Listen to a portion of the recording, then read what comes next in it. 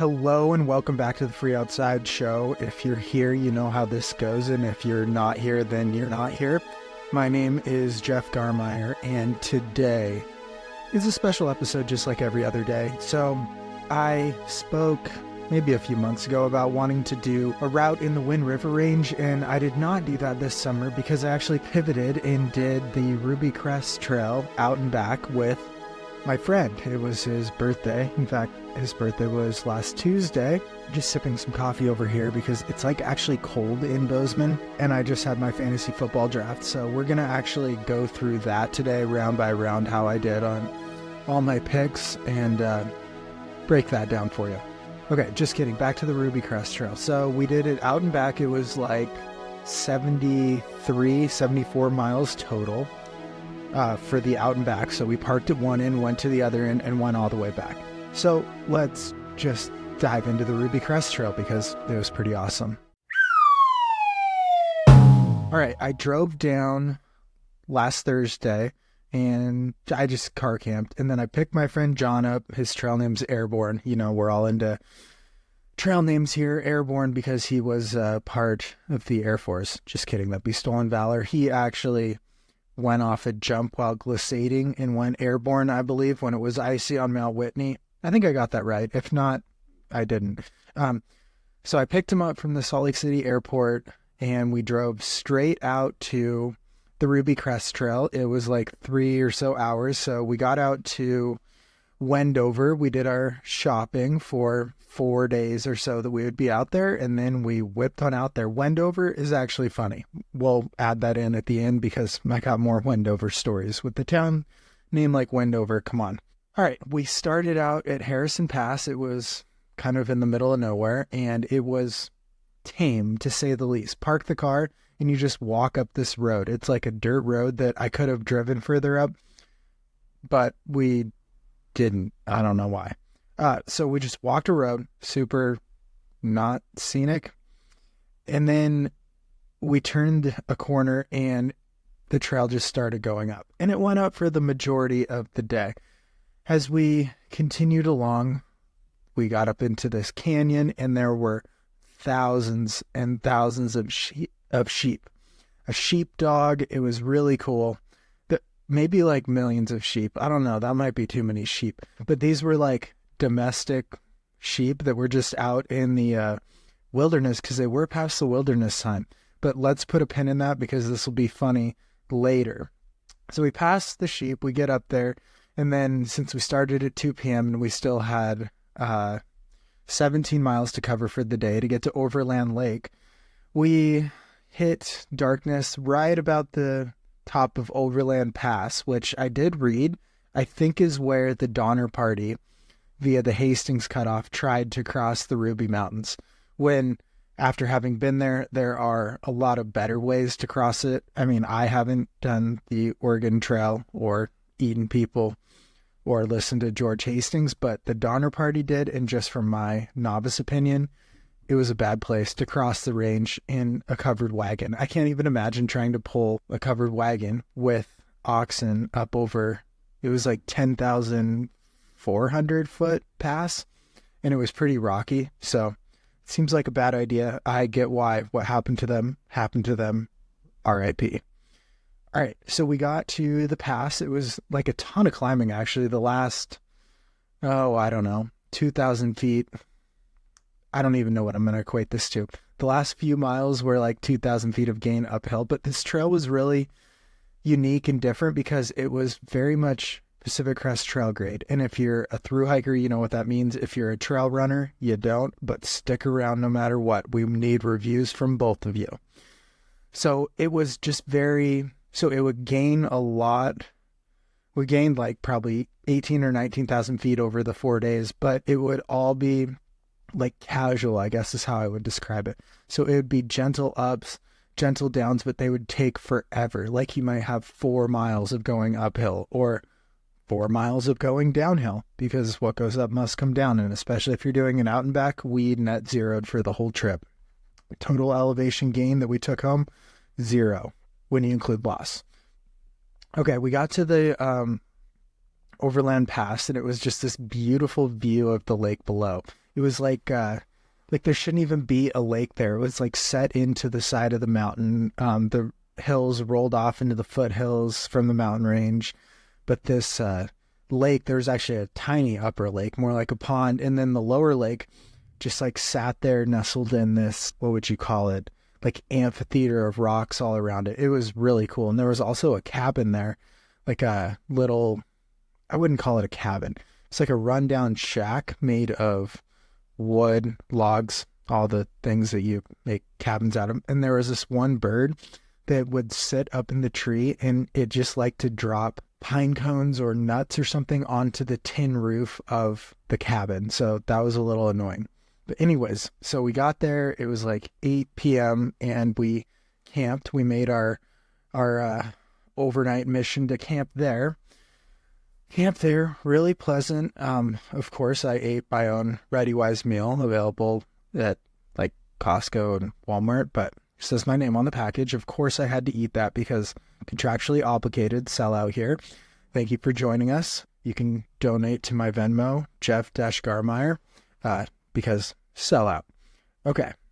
So actually, I forgot one story. Man, I hate when podcasters do this, but I'm one of them. A little more coffee to stay sharp because it's 7 a.m.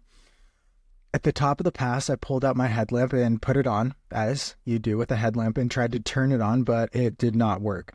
So luckily I had this battery pack that also has this little tiny light on it, and I just clicked that on and used like a flashlight to walk down the rocky, uneven, as runners would call it, technical trail. And on this hike, I was using a prototype bag from Hyperlight Mountain Gear, kind of a fast pack setup that I think I'm going to use for the Grand to Grand stage race. So it was really cool to try that out. Actually, I loaded it up so much with 4 days of food and 4 days of camping stuff at the beginning that I was a little nervous that it couldn't handle that, but it handled it great. It's like a combo running vest backpack combo type thing, since Grand to Grand is like 170 miles. Basically, they call it unsupported, but I think they give you water. So anyways, that's the gear. Where are we at? Okay, we'll just go into night one. I went to sleep and then I woke up. Thankfully. I mean, that's always the goal when you go to sleep.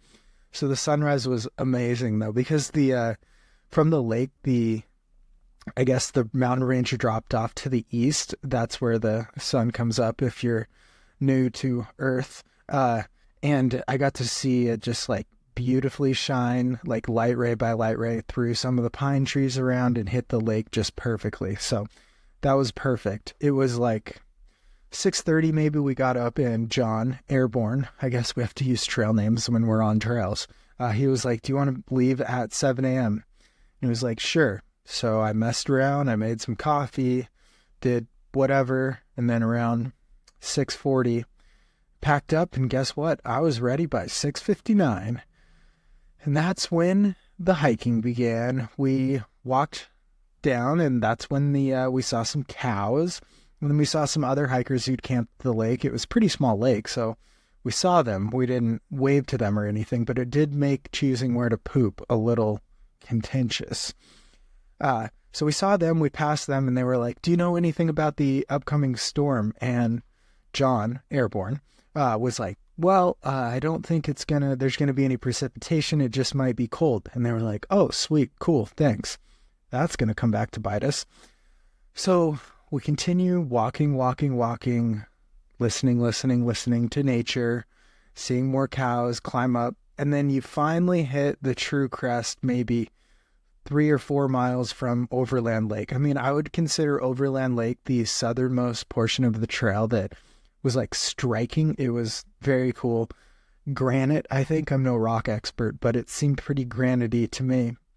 So we hit the crest, and then that's when we saw just like beautiful views on each side. It was a little hazy because of like smoke somewhere in the world, because it's wildfire season and smoke is always everywhere, but it wasn't too big of a deal.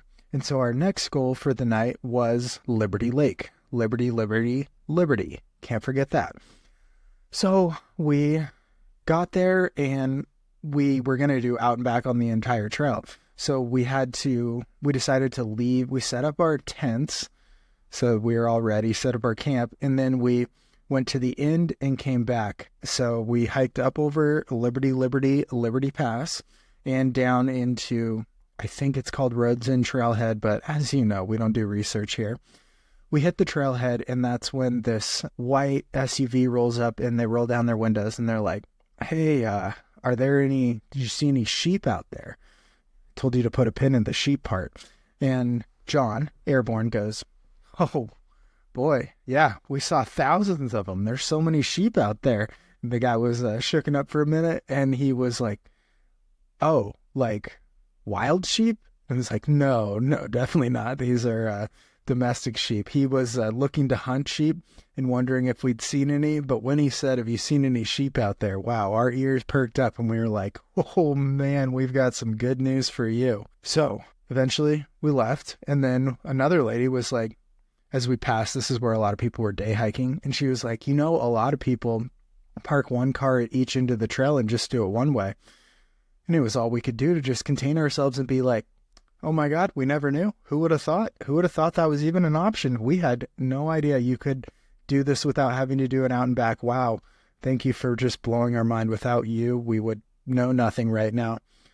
But we did not. We were very kind to everyone we met. There was a variety of people out there, blue jeans included. So we climbed right back up. It was like a 2,000-foot descent from Liberty Pass to the end.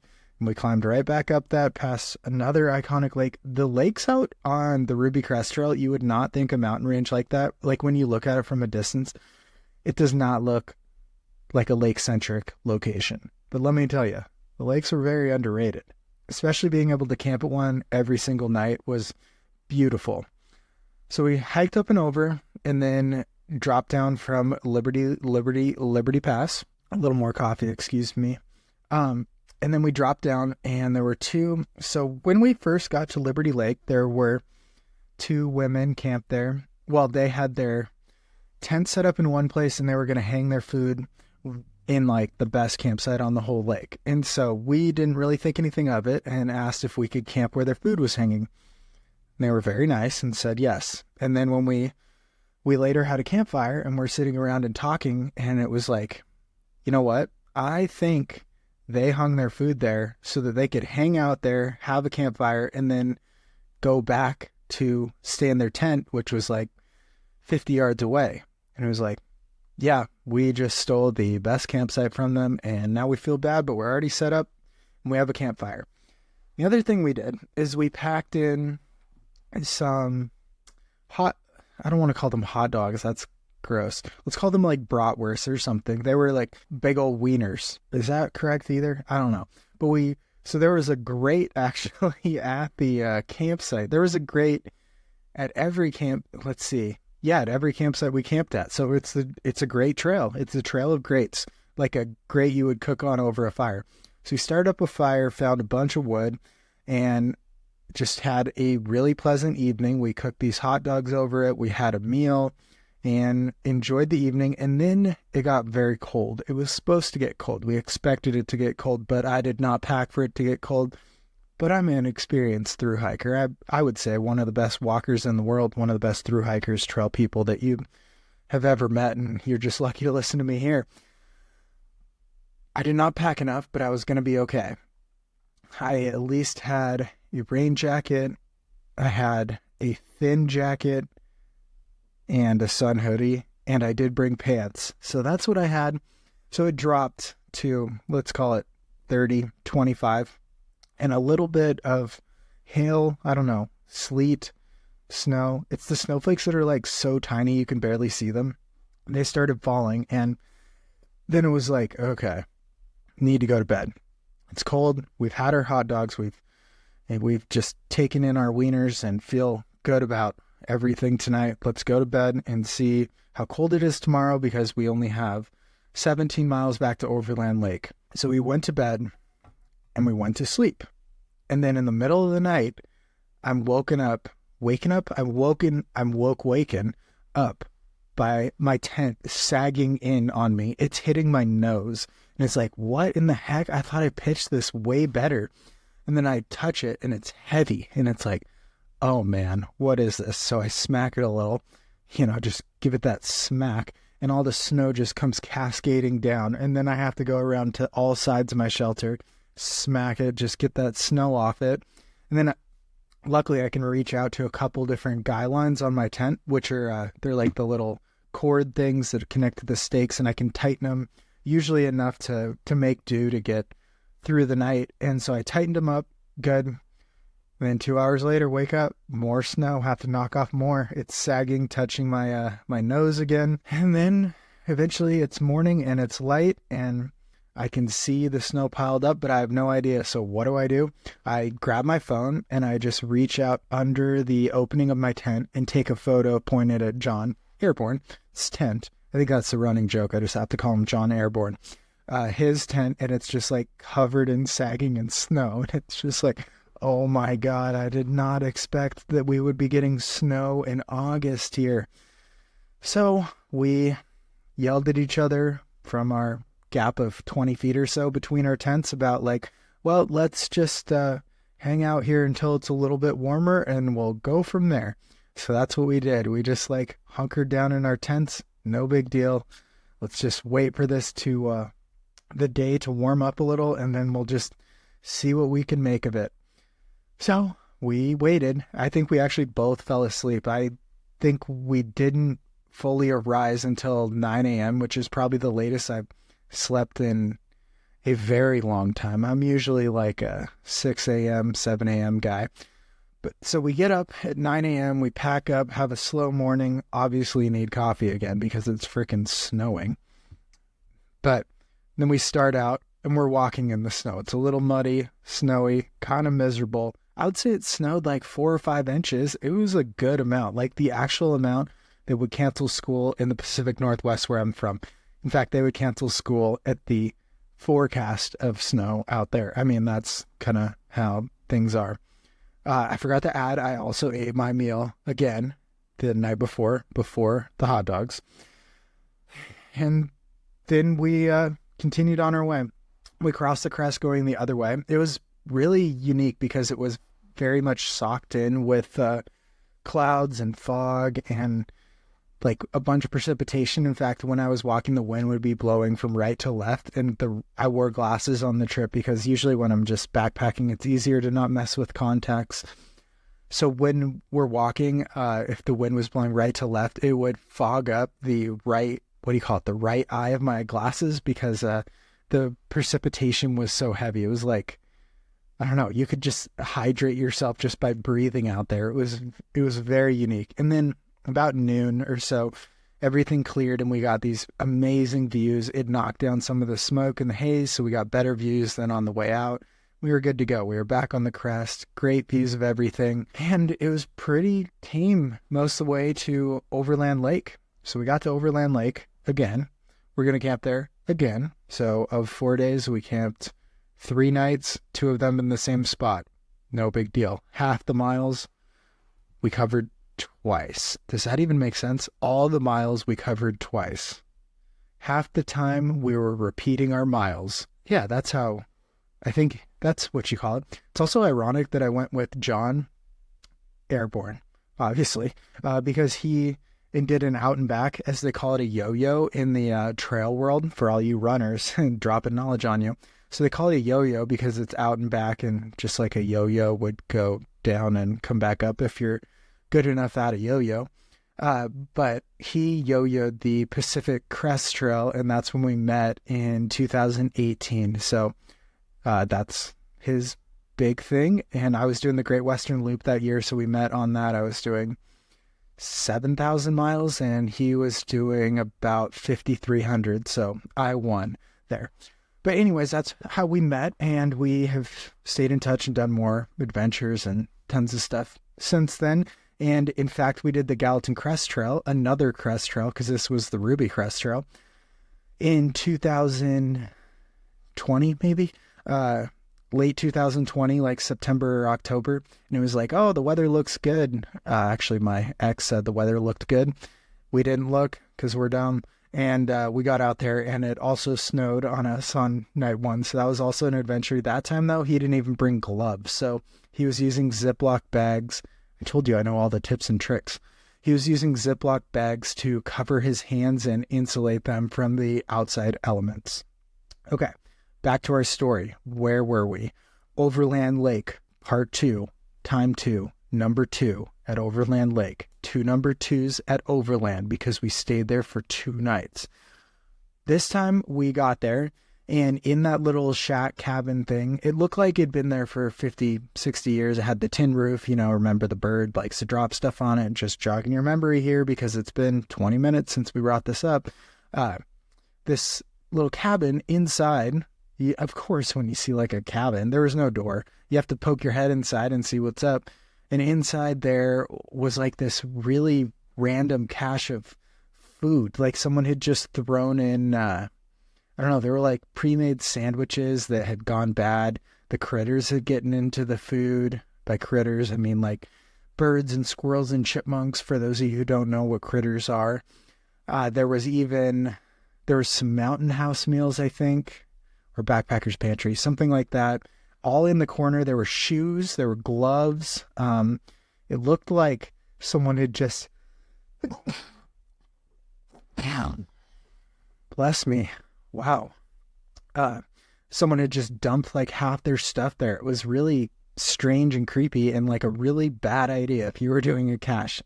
So that is something that I have no further info on, but I thought I would bring it up. So we checked that out. We had a pretty big fire because it was very cold again. There was still some snow in parts and in some of the shaded parts as well. So we had fire number 2. Yeah, number 2 again. 222. Lots of 2s at Overland. Taking a number 2. And we had our last 2 hot dogs there. Glorious. I'll tell you what. Warming up I don't want to call them hot dogs. Warming up a brat on the fire while you're camping. Wow, there's nothing that'll quite get you going like that. So we did that. I did contemplate a swim in the lake, but it was quite cold. So we set up our camp.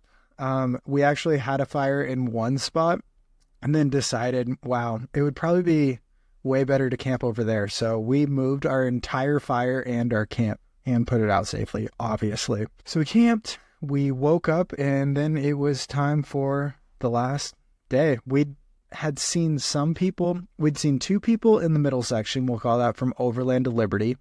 We'd seen like 20 people from Liberty to the inn, just with day hikers and stuff for that roads in North Trailhead.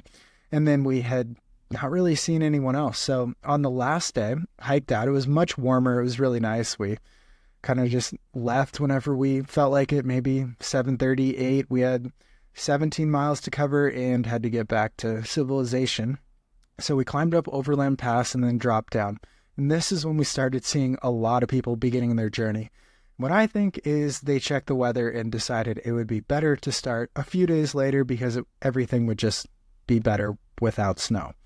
So we saw a couple different groups. One of them was like, do you know if there's camping at this spot? And it was like, well, we don't even know what that spot is, but sure, there seems to be enough camping everywhere.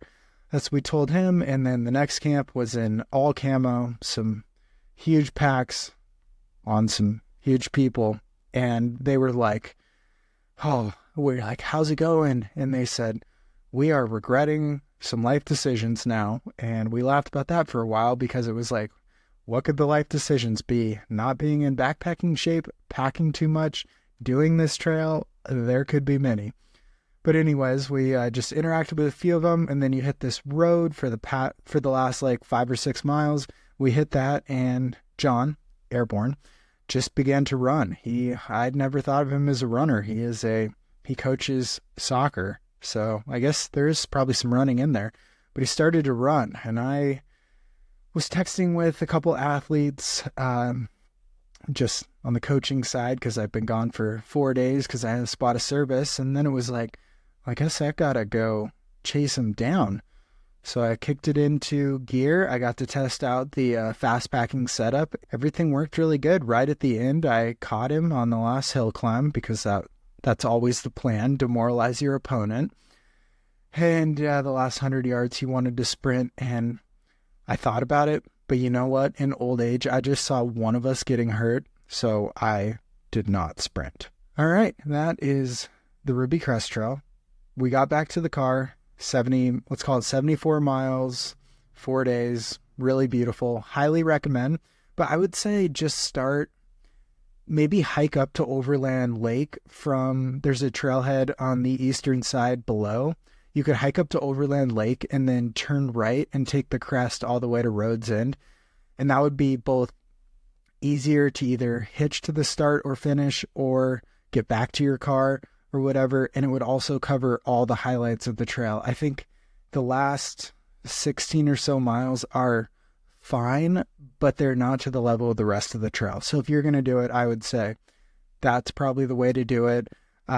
We got back to the car. We drove all the way to Wendover, and it was John's birthday. It was the day before John's birthday. So of course we dropped a few dollars on roulette, lost it all. That's how it goes because he really wanted to play roulette for his birthday. We got some Mexican food from a food truck, and then we decided might as well just stay in Wendover, and we'll just get up early to go to Salt Lake City in the morning. So Wendover is funny because West Wendover is in Nevada. There's massive casinos. That's where we stayed. They were really cheap. There's lots of the normal stuff. And then Wendover is in Utah. So Utah is a little different than Nevada. So it did not have all those things like casinos and amenities and things like that. It was a lot more normal. It was like Motel 6 versus the Golden Nugget Casino in Wendover versus West Wendover. So we stayed there, hit the hot tub, woke up early, and then whipped on back to Salt Lake City, dropped him off, and drove home the same day. And it's like 2 days later, and I'm pretty tired, but I'm in the midst of tapering for Wasatch 100.